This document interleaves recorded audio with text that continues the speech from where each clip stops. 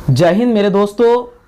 आज आपके लिए 12th क्लास इतिहास का इसमें चैप्टर नंबर 2 का मोस्ट इम्पोर्टेंट 25 ऑब्जेक्टिव लिया गया है, जो कि आप देखिए कि आपका 25 में कितना स्कोरिंग कर पाते हैं। एक बार कमेंट बॉक्स के साथ जरूर आप शेयर कीजिए। आपके एग्जाम व्यू से काफी मोस्ट इंपोर्टेंट प्रश्न है। चलिए आगे की ओर हम बढ़ेंगे, देखेंगे फर्स्ट नंबर प्रश्न, मगध का प्राचीनतम राजवंश कौन था। ठीक है ना, मगध का प्राचीनतम राजवंश कौन था, तो इसका आंसर नंबर दोस्तों सी हो जाएगा, हर्यक वंश इसका आंसर हो जाएगा। चलिए आगे की ओर हम बढ़ते हैं और दूसरा नंबर प्रश्न को देखते हैं। यदि वीडियो आप लोग को अच्छा लगे तो जरूर चैनल को एक बार सब्सक्राइब करेंगे। चलिए आगे की ओर हम बढ़ेंगे और देखेंगे दूसरा नंबर प्रश्न, पाटलिपुत्र को किस राजा ने सर्वप्रथम अपनी राजधानी बनाई। ठीक है ना, तो इसका आंसर नंबर 2 का आंसर नंबर क्या हो जाएगा, सी हो जाएगा, उदयन ने बनाया था। ठीक है, आगे की ओर हम बढ़ेंगे और देख लेंगे तीसरा नंबर प्रश्न। तीसरा नंबर प्रश्न में क्या करा है, पाटलिपुत्र नगर की स्थापना उदयन ने किस नदी के संगम पर की थी। देखिए 2020-2015 में भी प्रश्न को पूछा गया है, तो इस बार तो एकदम पूर्ण डिपेंड चांस है कि यह प्रश्न आपको पूछेगा ही। तो तीसरा का आंसर नंबर क्या हो जाएगा, तीसरा का आंसर नंबर डी हो जाएगा, इन सभी के संगम पर हुआ था। ठीक है ना, गंगा, पुनपुन और सोन, ये सभी पर हुआ था। चलिए आगे की ओर हम बढ़ेंगे और चौथा नंबर प्रश्न को देख लेंगे। चौथा नंबर प्रश्न हमें क्या कह रहा है यहाँ पर कि रथ मूसल नामक आक्रामक यंत्र का प्रयोग किस जनपद में सबसे पहले किया गया था। ठीक है ना, तो चौथा का आंसर क्या हो जाएगा, 4 का आंसर नंबर सी हो जाएगा, मगध में किया गया था। चलिए आगे की ओर हम बढ़ेंगे और देख लेंगे। अब 5 नंबर प्रश्न को देखेंगे। 5 नंबर प्रश्न कर रहा है, ताम्रलिप्ति बंदरगाह अवस्थित था। ताम्रलिप्ति बंदरगाह अवस्थित कहां था, तो इसका आंसर नंबर सी हो जाएगा। दोस्तों वीडियो अच्छा लग रहा है तो जरूर चैनल को सब्सक्राइब कर लेंगे। इसका आंसर नंबर क्या होगा, सी, बंगाल में। ठीक है ना, चलिए आगे की ओर हम बढ़ेंगे और देखेंगे छठा नंबर प्रश्न, इलाहाबाद प्रशस्ति का लेखक कौन था। देखिए 13 में, 15 में, 17 में, 20 में और 21 में, सभी में प्रश्न को ये पूछा गया है, तो आपके एग्जाम व्यू के लिए काफी मोस्ट इंपोर्टेंट प्रश्न रहा ये। तो 6 का आंसर नंबर क्या हो जाएगा, सी हो जाएगा, हरिसेन इसका आंसर हो जाएगा। वीडियो अच्छा लग रहा है तो जरूर चैनल को सब्सक्राइब करेंगे। चलिए आगे की ओर हम बढ़ेंगे और 7वां नंबर प्रश्न देखेंगे कि चाणक्य भारत के किस शिक्षण संस्थान में अध्ययन किया था। ठीक है ना, तो 7 का आंसर नंबर क्या हो जाएगा, 7 का आंसर नंबर बी हो जाएगा, तक्षशिला विश्वविद्यालय में अध्ययन किया था। चाणक्य भारत के किस शिक्षण संस्थान में अध्ययन किया था, तो कहां किया था, तक्षशिला विश्वविद्यालय में वो किया था। ठीक है ना, चलिए आगे की ओर हम बढ़ेंगे और 8वां नंबर प्रश्न को देखेंगे। 8वां नंबर प्रश्न हमें यहां पर क्या कह रहा है कि प्राचीन भारत में आंदोलनपुरी विश्वविद्यालय कहां स्थित था, तो 8 का आंसर नंबर क्या हो जाएगा, ए हो जाएगा, मगध में स्थित था। चलिए आगे की ओर हम बढ़ेंगे और 9 नंबर प्रश्न को देखेंगे। 9 नंबर प्रश्न हमें यहां पर क्या कह रहा है, 9 नंबर प्रश्न हमें यहां पर कह रहा है क्या कि शुरुआत कब से मानी जाती है। ठीक है ना, शुरुआत कब से मानी जाती है, तो इसमें 1 मिनट यहां पर हम देख लेंगे। शक संवत क्या है, शक संवत की शुरुआत कब मानी जाती है। यहां पर प्रश्न थोड़ा सा मिस्टेक हुआ है, यहां लिखना चाहिए शक संवत।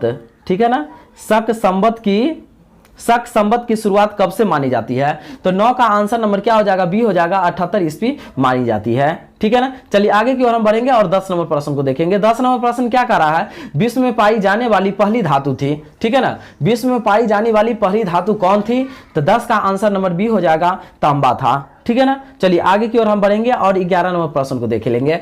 11 नंबर प्रश्न कह रहा है, भारत की सबसे प्राचीनतम लिपि थी। भारत की सबसे प्राचीनतम लिपि कौन है, तो इसका 11 का आंसर नंबर बी हो जाएगा, ब्राह्मणी लिपि है। ठीक है ना, चलिए आगे की ओर हम बढ़ेंगे और हम चलेंगे 12 नंबर प्रश्न पर। 12 नंबर प्रश्न कर रहा है, प्रयाग प्रशस्ति का संबंध किस गुप्त शासक से था, किस गुप्त शासक से है। ठीक है ना, प्रयाग प्रशस्ति का संबंध किस गुप्त शासक से है, तो 12 का आंसर नंबर बी हो जाएगा, समुद्रगुप्त इसका आंसर हो जाएगा। चलिए आगे की ओर हम बढ़ेंगे और 13 नंबर प्रश्न को देखेंगे। 13 नंबर प्रश्न में क्या करा है, स्वयंसेवक के खर्चे से सुदर्शन झील की मरम्मत किसने कराई थी, ये 2020 में ये प्रश्न को पूछा गया है।